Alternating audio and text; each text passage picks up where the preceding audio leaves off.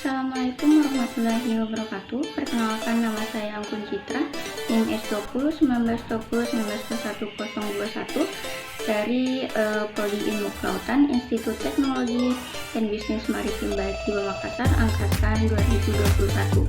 Dalam video kali ini, saya akan menjelaskan sebuah materi mengenai biokimia, termasuk sejarah dari biokimia.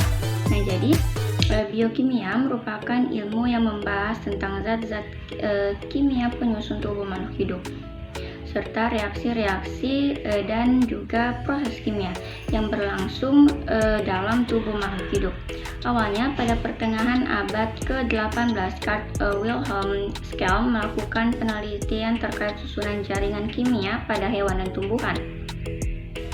Kemudian di tahun 1828, Friedrich Wöhler berhasil menunjukkan bahwa urea atau senyawa dalam urin dapat dibuat sendiri dengan memanaskan alkali sianat dengan garam amonium.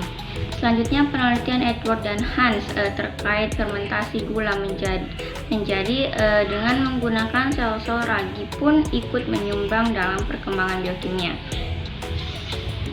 Karena penemuan Wöhler dan Buchner bersaudara ini membuktikan bahwa untuk melangsungkan proses biokimia tidak bergantung dengan organisme hidup saja, tetapi juga dapat menggunakan alat-alat laboratorium. Setelah itu, para ilmuwan semakin gencar untuk terus mengembangkan ilmu ini, sampai akhirnya Robert Hooke menyumbang hasil pengamatannya terkait sel-sel dengan menggunakan mikroskop. Dari sini, pengetahuan terkait struktur sel yang kompleks seperti senyawa biokimia, reaksi kimia dalam sel, dan metabolisme sel pun meningkat. Ada beberapa manfaat, fungsi, dan juga peran komponen penyusun sel, diantaranya yang pertama yaitu karbohidrat, di mana karbohidrat berfungsi sebagai pembentuk struktur sel, komponen penyusun DNA, serta untuk menghasilkan energi.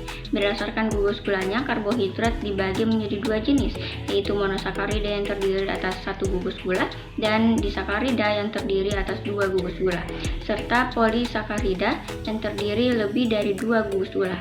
Yang kedua yaitu protein, di mana protein ini disusun oleh asam amino yang berperan sebagai salah satu penyusun membran sel, membantu transport substansi tertentu dan mempercepat reaksi kimia dalam sel. Reaksi kimia tersebut terjadi dalam bentuk protein yang fungsional, yaitu enzim. Yang ketiga, lemak, di mana lemak juga turut berperan dalam sebuah sel. Lemak tersusun oleh asam lemak dan gliserol.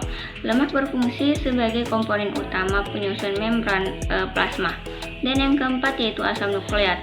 Dalam sebuah sel, asam nukleat ini tersusun oleh nukleotida. Asam nukleat terdiri dari DNA dan RNA.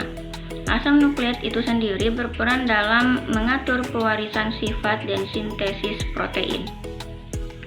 Secara umum, karbohidrat merupakan senyawa polihidroksialdehid atau polihidroksiketon dan derivatnya dalam bentuk unit tunggal yang sederhana maupun unit kompleks. Pada tumbuhan, glukosa disintesis dari karbon dioksida atau CO2 dan air H2O melalui proses fotosintesis dan disimpan dalam bentuk pati atau selulosa. Berdasarkan jumlah unit gula dalam rantai karbohidrat digolongkan menjadi 4 golongan utama, yaitu monosakarida terdiri atas 1 gugus gula, disakarida terdiri atas 2 gugus gula, oligosakarida terdiri atas 3 hingga 10 unit gula, dan polisakarida yang terdiri atas lebih dari 10 unit gula. Karbohidrat berfungsi dalam produksi energi dengan menyediakan tubuh kita dengan 4 kalori per gram yang mudah dicerna dan menjadikannya sebagai sumber energi utama tubuh kita. Karbohidrat sederhana digunakan dengan cepat sebagai sumber energi karena struktur molekulnya yang minimal mudah rusak oleh tubuhnya.